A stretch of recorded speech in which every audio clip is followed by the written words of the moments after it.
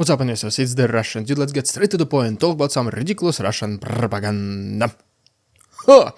Okay, today we have a competition for Russian school children, and basically they have to write an essay, and the topic is the following: the role of Russia in the international relationship of the multipolar current world. Yes, this is what 10, 14, 15-year-old kids should think, like a very complicated subject to say the least, but that's not even the best part of this particular story.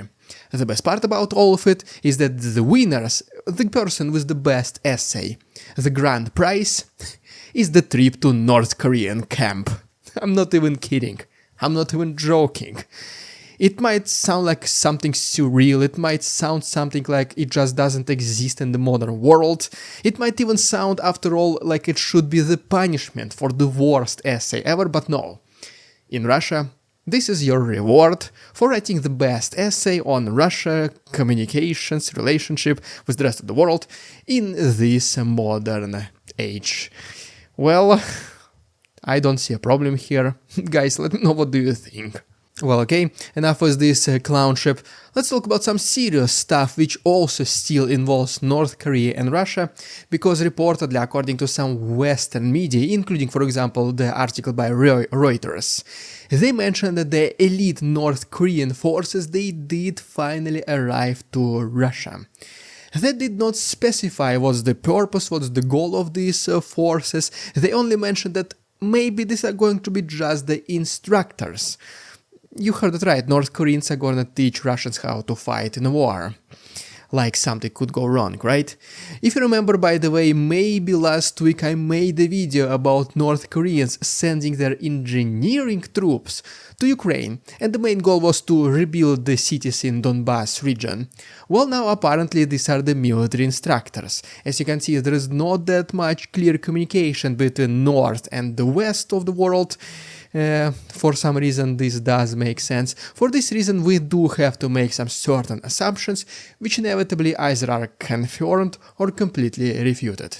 Well, in this case we're expecting engineering troops, now as the elite instructors.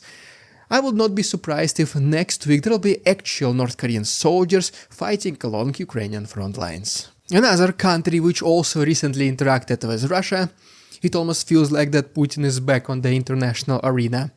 But long story short, another country is India, and its Prime Minister Narendra Modi, he recently came to meet with Putin to discuss the war in Ukraine, obviously, and offer some potential solutions to this ongoing conflict. The very first thing he mentioned is that this special military operation, so-called one, it should be over because there are so many other means to resolve conflicts in our modern world, so the military interaction should be the very last of the decisions that any president, any leader of any country should ever take. And most likely, in relationship to this statement, I also was making videos several weeks ago that there were Indians fighting in Russia against their will against Ukraine.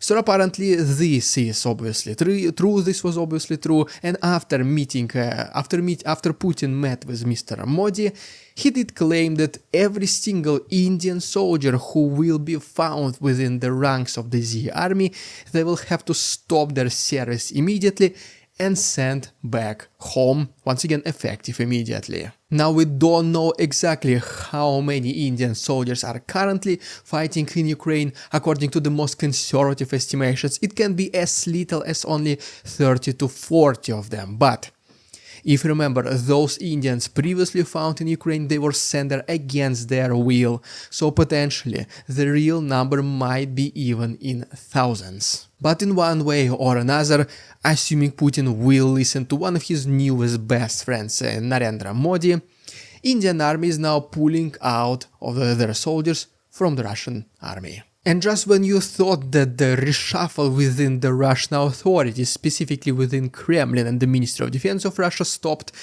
well, it's not exactly the case. Shoigu might start feeling like he is safe and sound, like the claws of Putin will never reach him because he is not saying anything, he is not making any controversial statements. But this is exactly what also happened with Yevgeny Prigozhin. After failed mutiny of last year, Prigozhin was also promised safety as long as he is not doing anything, as long as he is just being nice and quiet. This is what Shoigu expects that he's gonna do, and, well, everyone will leave him alone. That's not the case, looks like, because recently the subordinate of the Shoigu's Deputy Minister of Defense Timur Ivanov, his subordinate Magomed Khandayev, literally according to even Russian media, he just suddenly died. At this point, neither of those people occupy their official positions within the Ministry of Defense of Russia. Shoigu is no longer there, Timur Ivanov is being prosecuted right now for taking exceptionally high bribes. Then this guy is no longer on this earth, but still, whenever all those people were within the Ministry of Defense of Russia, this was, I would say, in some way the third person to Shoigu. So as you can see, they are getting, the Putin's administration, Putin's inner circle, they are getting closer to Shoigu with every single day passing. Shoigu should be feeling extremely dangerous right now, because this guy, his even direct deputy Timur Ivanov, is being prosecuted right now, once again for bribes. Like every single person, I would say, within the Ministry of Defense of Russia, at least definitely within the higher level management, they are involved with the bribes in one way or another. It is just that they are sharing this money, they do not speak against Putin, that is why for now they are living their lives without any problems. But as soon as they do try to show some initiative, or as soon as they stop listening to Putin, which is even worse for them, as you can see in this example, well, the least you can expect is either being relocated to another department, not even related to the army at all, or in the worst case scenario it's either Russian tea or high-rise buildings with open windows, or just spontaneously passing out for absolutely no reason. And as of right now, I don't think there is any more people left between Putin and Shoigu, so let's see. Maybe Shoigu will also be given an indefinite trip to another country or even another world. And ultimately, now let me give you a very brief update from the Ukrainian front line, specifically from the east, because Ukrainians already started to revenge Russians for their attack against a children's hospital in Kiev last day.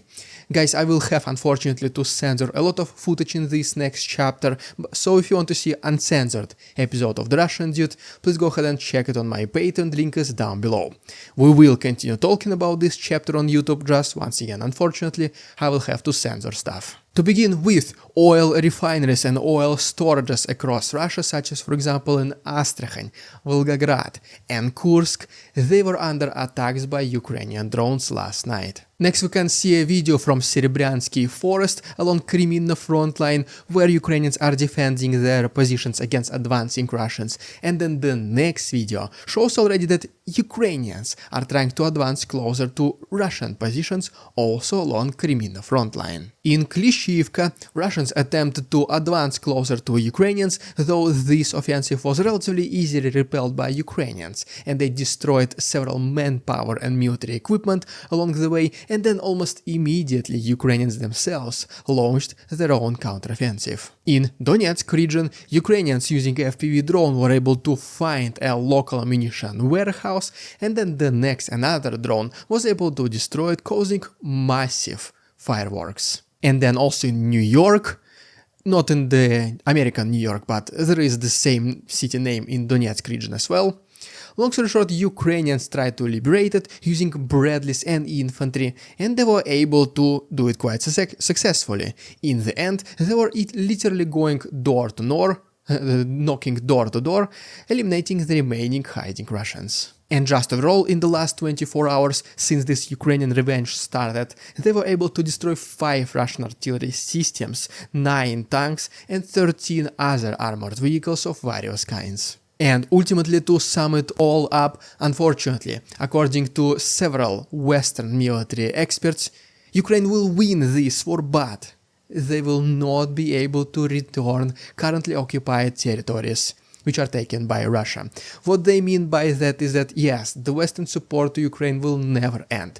They will continue supporting this country until victorious, and so the victory of Ukraine is out of the question.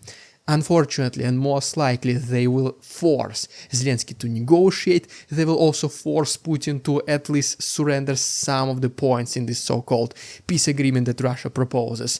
And most likely, according once again to these Western military experts, I'm not saying I'm 100% agreeing with them, I'm just presenting their point of view.